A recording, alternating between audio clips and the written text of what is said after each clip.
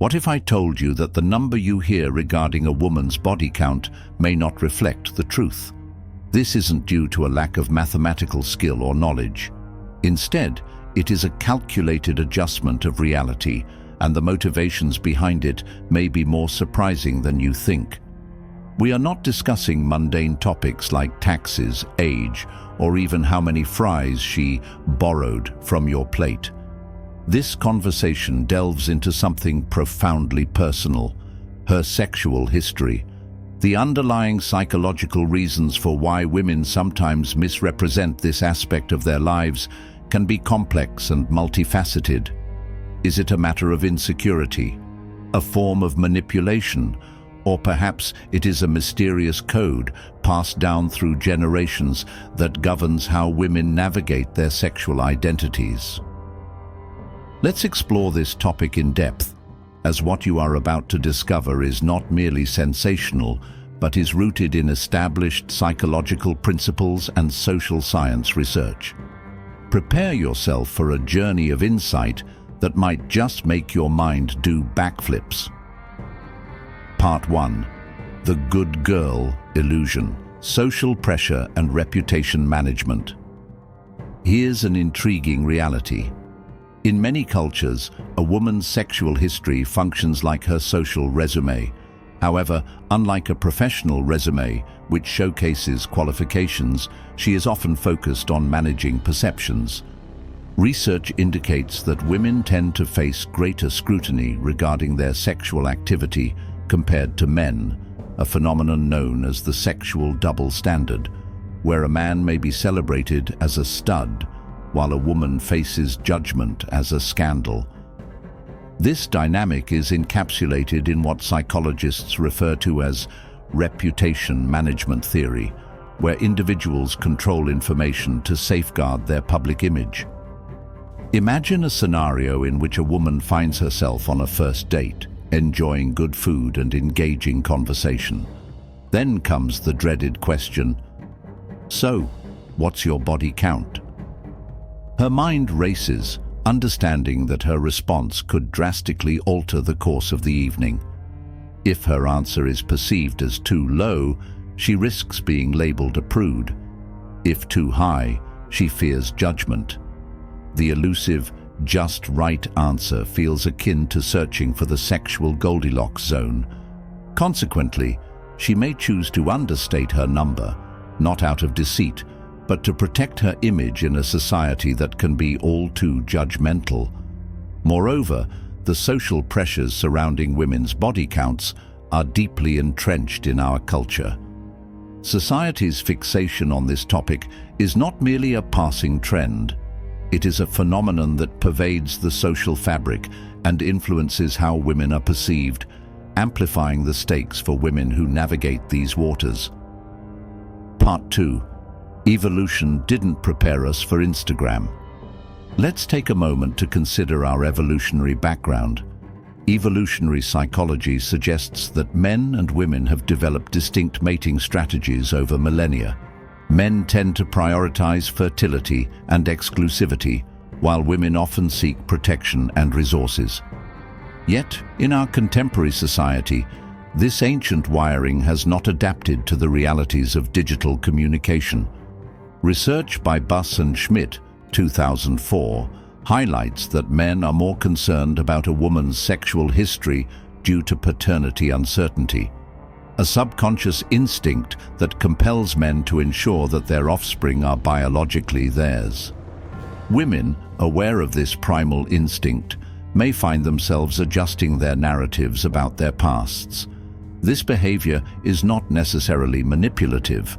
Rather, it aligns with survival psychology in a world dominated by social media and curated personas. Furthermore, evolution has not equipped us with the tools to navigate the complexities of our social media landscape, where a woman's sexual history is not only preserved, but also scrutinized and dissected in the public domain. Part 3. Social media, slut-shaming, and selective honesty.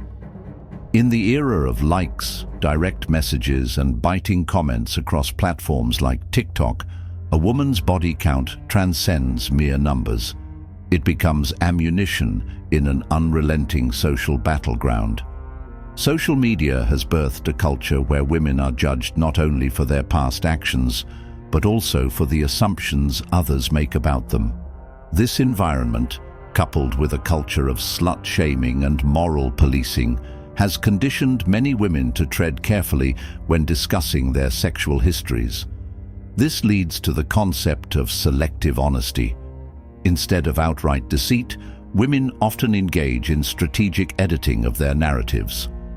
This psychological phenomenon, known as impression management, is common across genders.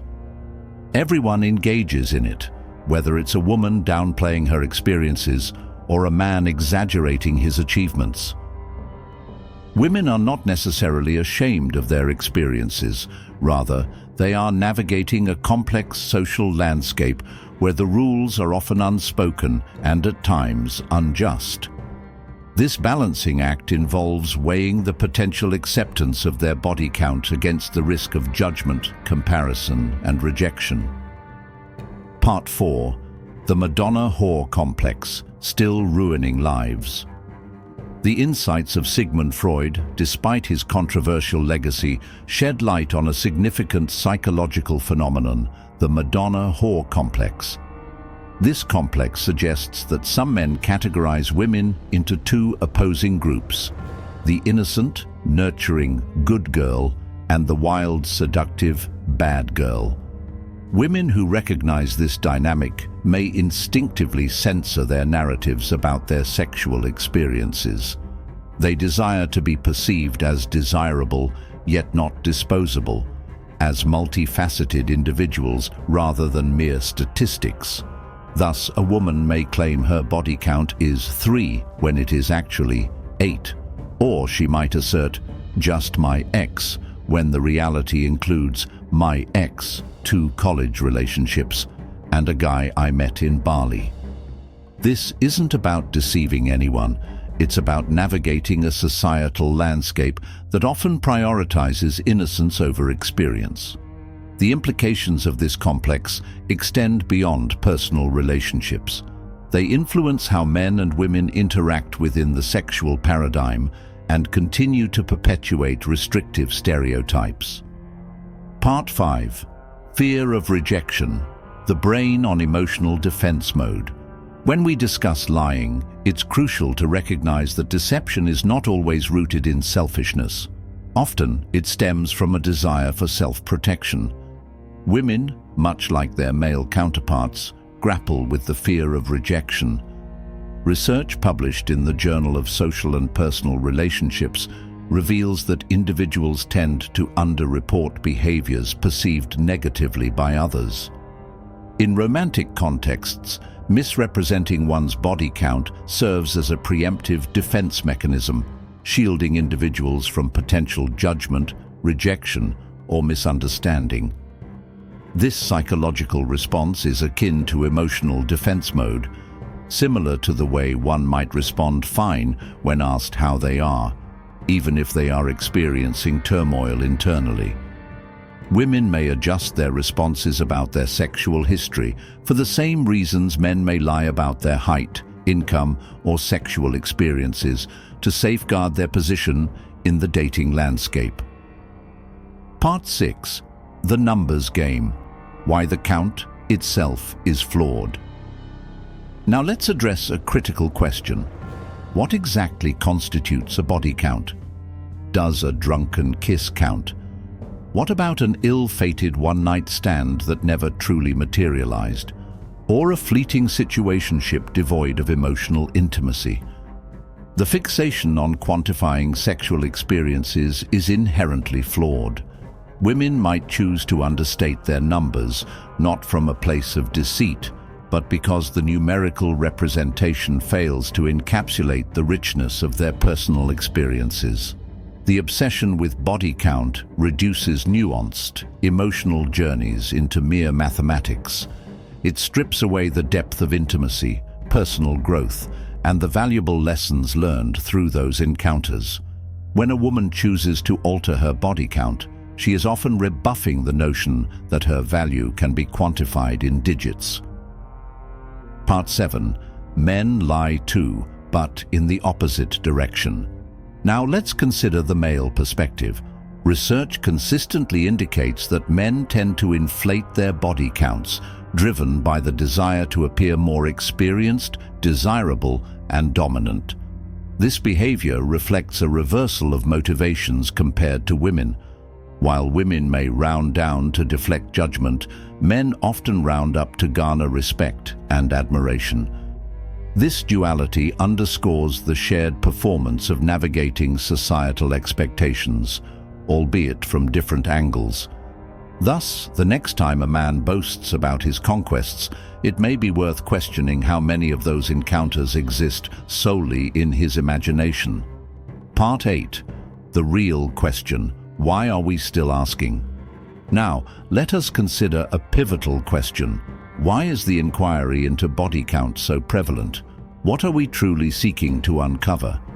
In most cases, this inquiry transcends mere curiosity. It often serves as a proxy for deeper insecurities and fears.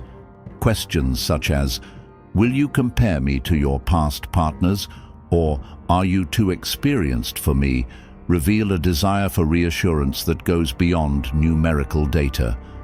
Ultimately, the answers we seek cannot be found in a mere statistic. Genuine understanding arises from meaningful conversations, authentic connections, and observing actions over time, rather than fixating on historical numbers. The emphasis on body count often reflects more about the inquirer than the individual responding. It is a lens through which we must scrutinize our own biases and fears. Part 9. What the lie actually means. To bring this discourse full circle, it's essential to recognize that when a woman lies about her body count, it is frequently not indicative of a hidden, scandalous past. Rather, it is often an act of self-preservation, a means of avoiding societal labels, maintaining dignity, and navigating a landscape marked by hypocrisy and double standards. Her choice to misrepresent her past is not born from malice, but rather from a need to adapt within a social framework that continues to penalize women for exercising their autonomy. The lie serves as a protective shield rather than a weapon. Perhaps if we were to reconsider our fixation on this question, we might foster a climate that encourages more sincere and honest exchanges, ultimately leading to healthier relationships built on trust and understanding.